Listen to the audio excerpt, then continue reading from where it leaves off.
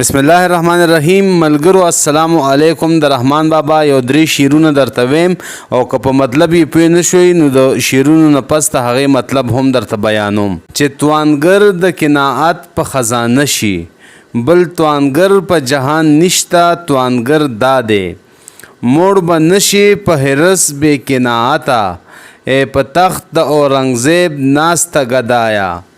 موړ به نشي هیڅ سړی بې قناعته، که یې خونه وي په سیم و په زر ډکه.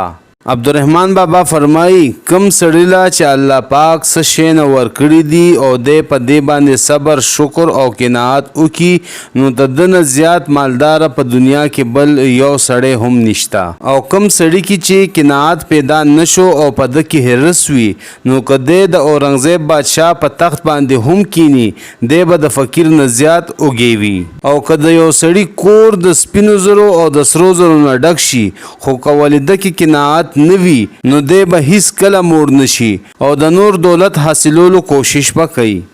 ملګرو دا د رحمان بابا کلام او د هغې مطلب که ویډیو مو خوښه شوي وي لایک ورکړئ، خپلو ملګرو سره شیر کړئ. اجازت غواړم د الله په امان.